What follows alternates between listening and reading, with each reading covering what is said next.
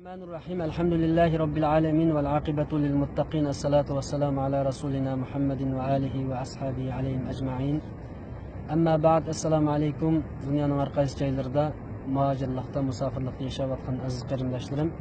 Hicri 1939 yılı Muharrem ayınınki başlığı kadem taşıldık. Şu münasebet bilen bütün qarindoshlarimizningki hicri kalendar bo'yicha kirgan bu yangi yilingizga muborak bo'lsin deyman. Rabbimiz Allah subhanahu va taoloninki bu yangi yilimizda hammamizga yangi bir ma'no, yangi bir ahamiyat, yangi bir muvaffaqiyat berishini Allohdan tilayman. Islom olamiga Allah subhanahu va taolo bu yangi yilda yangi bir g'alaba, yangi bir muvaffaqiyat berishini Allohdan tilash bilan so'zimni boshlayman. Hijriya kalendari aslında bütün qarindoshlarimizningki bilishiga tegishli bo'lgan ma'nosini, ahamiyatini, muhimligini bilishga tegishli bo'lgan bir islom belgilab bergan bir zaman o'lchamidan iborat. Aslında bu kunlar Payg'ambar Muhammad sallallohu alayhi vasallamningki do'sti Hazrat Abu Bakr Siddiq radhiyallohu anhu bilan birga Makkadagi uyidan ayrilib Madina zamoniga hijrat qilib chiqqan kunlarningki boshlanishi. Aslında bu kunlar yo'lboshchimiz, rahbarimiz Muhammad sallallohu alayhi vasallamningki Mekke zamanidan, Mekke cahiliyetidan, Mekke qarong'uligidan, Mekke zulmidan Madina hurriyatiga, Madinada kelgusida qurmoqchi bo'lgan adolat davlatiga qadam tashlagan kunlarningki boshlanishi. Aslında bu kunlar islom mash'alininki butun dunyoga yorug'lik chechish uchun Payg'ambar Muhammad sallallohu alayhi vasallamningki o'z yurti bo'lgan Mekkedan bilmaydigan, natunish bo'lgan Madinaga chiqib, shu yerda o'zining da'vatini, o'zining xizmatini, o'zining mujodilasini davom qilish uchun ayrilgan kunlarningki boshlanishi.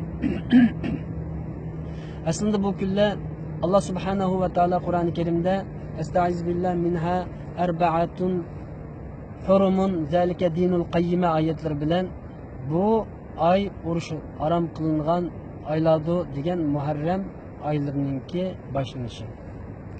Bu hicri kalendari hicretinin 17. yılı Hazreti Ömer radıyallahu anhu özünün aksakallarını, özünün alim ulemalarını bir yerge çakırıp Kur'an ayetleri bilen ve hadis yolları boyunca ilim tahsili bilen, ilim tadqiqi bilen İslam'ınki, İslam devletininki vakit kanununu sistemalab çıkış için, sistemaga kirgizish uchun davlatningki vaqt o'lchamini bekitish uchun hijratning 17. yili Umar radhiyallohu anhu bu hijriy kalendarini tuzib chiqdi va shu kundan bugunga qadar ya'ni ikkinchi dunyo urushi, ya'ni birinchi dunyo urushi qadar islom ummati xilofat yiqilganga qadar islom ummati butun musulmonlar hijriy yilini qamariya kalendarini qo'llanib keldi. İmperialist kuchlar islom xilofatini yiqitgandan keyin, islom dunyosini parchalab tashlab o'tgandan keyin milodiy yili bilan hijriy yilni birga qo'llanishni yo'lga qo'yib, bugungi kunda bir qancha davlatni hisobga olmasak, musulmon dunyosi, islom ummati asos jihatdan hijriy yilni qo'llanmaydigan, faqat milodiy yilni qo'llanadigan bir holatga o'tib ketdi. Shu munosabat bilan nurg'un masalalarda ixtilof va yoki xatoliklar o'tirg'i chiqishga boshladi. Aslında bizning ibodatimizda musulmonlarningki hac ibadeti bo'lsin, Ramazon ibadeti bo'lsin, ro'za tutish ibodatlarimiz bo'lsin, ro'za tutish kunlarimiz, zakat berish ibodatlarimiz bo'lsin, butunlay hijriy kalendariga asoslanib turib ibodatimizni davom qildik. Ammo milodiy kalendari bilan hijriy kalendarining o'rtasida farq bo'lganligi uchun, ya'ni milodiy kalendari 355 gün 365 gün 5 saat 48 minut, hicri kalendari bo'lsa 354 gün 8 saat 48 minut, yani aralıkta 11 gün bir qancha saat farq bo'lganligi uchun ba'zi ibodatlarimizningki vaqti o'rni olinishib ketadigan holatlarmi shakllandi desak bo'ladi. Buning bir o'rnak, bir misol beradigan bo'lsak, bir musulmon milodiy kalendari bo'yicha 30 yil zakat bersa, hijriy kalendari bo'yicha 29 qitim 29 yil zakat bergan bo'ladi. Shuning uchun bu yerda musulmonlarningki, islom ummatininki hijriy kalendarini qo'llanishi, mayli uning namoziga bo'lsin, mayli bayram yeyit kunlarimizga bo'lsin, mayli qadr kechasi, meros kechalarimizga bo'lsin, mayli uningdan boshqa bizning nurg'un ibodatlarimizga chetiladigan vaqtlarimizga bo'lsin bu muhim edi. Ammo biz bu muhimlikni tutamay qoldik, ojiz bo'lganligimiz uchun bugun butun islom ummatining ko'pinchisi milodiy kalendarni qo'llanadigan holatga o'tib qoldik. Milodiy hijriy kalendarning tarixiga qaraydigan bo'lsak, arablar buni ayni zamonda mayli jahiliyat davrida bo'lsin, mayli islom adolatining davrida bo'lsin, buvimiz İbrahim Aleyhisselatü Vesselam ve İsmail Aleyhisselatü Vesselam'ınki tutup manga yolu boyunca bu hicri kalendarını kullanıp geldi. Yani bunun ad koydu. Yani bunu 12 ay kalıp belgeledi.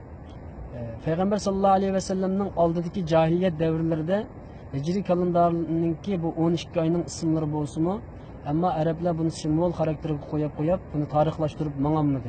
Yani oladaki davamlılık birbiriga karşı uruş kılışı, birbiri karşı niza kılışı, birleşemey, davamlılık birbirinden bölünüp uruş talaş içinde yaşayışınınki sebebi bilen ular ezelden tarihten kollanıp kelavatkan bu hicri kalendarı nurgun vaktlarda taşınıp kaldı ve yaki onunki karakterini özgertip kaldı.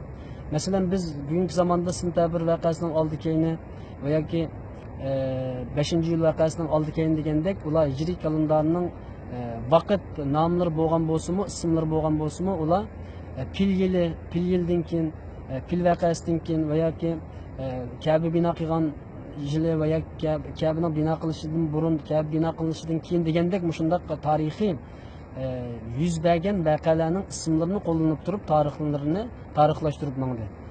Shundan keyin Hazrat Umar radhiyallohu anhu islom kuchlangan shu zamonda, islomning adolati har tarafga yelayotgan shu zamonda bu vaqt masalasini betaraf qilish uchun davlat qonuniga, shariat qonuniga kirgizish uchun shu yerda bu vaqtni belgilab chiqib Payg'ambar sallallohu alayhi vasallamninki aynı zamanda Mekke'den Medine'ye hicret kılıp çıkan gününün başlangıç gününü hicri kalendarının başlanışı ve Araplarının bu 12 ayba Allah subhanahu ve taala Kur'an-ı Kerim'de 12 ayda belgilep bergen.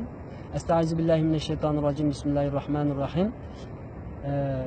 İnne iddete şuhuri indallahi isna aşara şahran fi kitabillahi minha arba'atun hurumun zalike dinul qayyime ila ahiril ayet.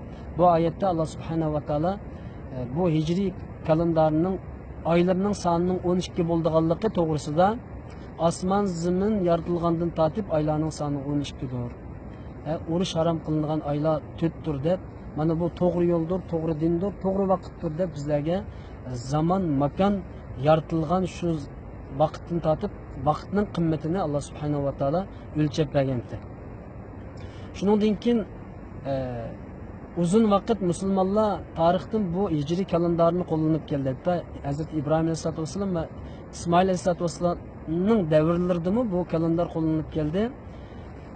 Peygamber Aleyhisselam'ның davrigacha oylarning soni, ya'ni masalan qamariya iyi bo'yicha bu oyninki 5'i, yilning 5'i, Muharram iyi, Safar iyi, Rabiul Avval, Rabiul Ahir, Cemadiyul Avval, Cemadiyul Ahir, Recep, Şaban, Ramazan, Şevval, Zulqa'da, Zulhacce deb mana bu 12 ay sanılıp kelgan.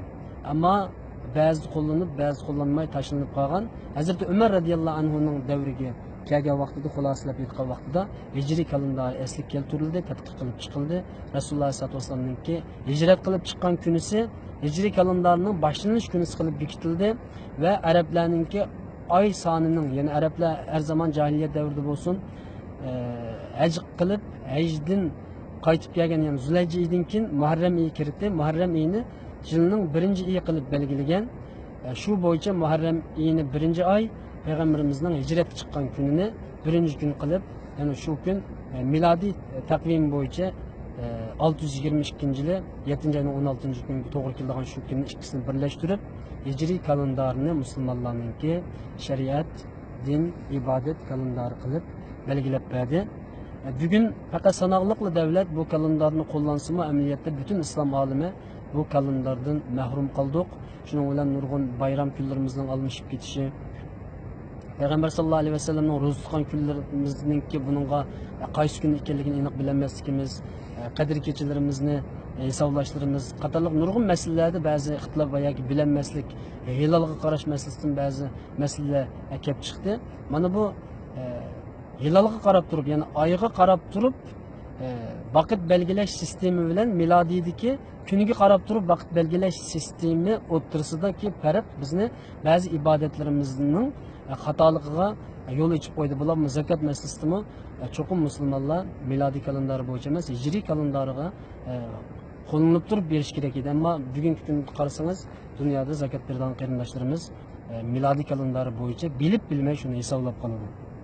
Xulosada hijriy kalendari Alloh subhanahu va taolodan bizning har zaman duolarimizda umid qilib turadigan, ya'ni qaytadan bizningki ummatil islomga, islom ummatiga qaytadan in'om qilib berishini talab qiladigan bir muhim ne'matlarningki birisi inshaalloh Alloh subhanahu va taolo kelgusida bizlarga shu hijriy kalendardan iborat bu vaqtimizni qaytadan ne'mat qilib berishiga Allohdan tilaymiz.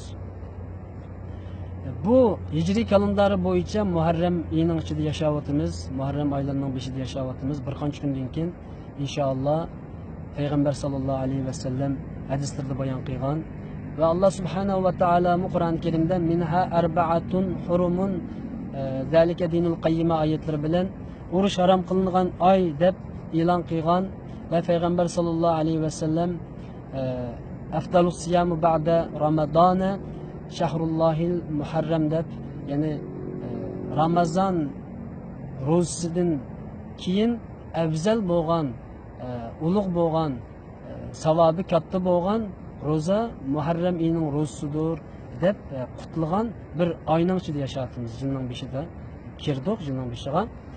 Ya'ni bu oyda ro'za tutish Rasululloh sollallohu alayhi vasallamningki nurg'un bu oyga munosabatli, ya'ni bu oyda ro'za tutishga munosabatli nurg'un hadislar bor. Vaqt munosabati bilan hammasini deb ketolmaymiz.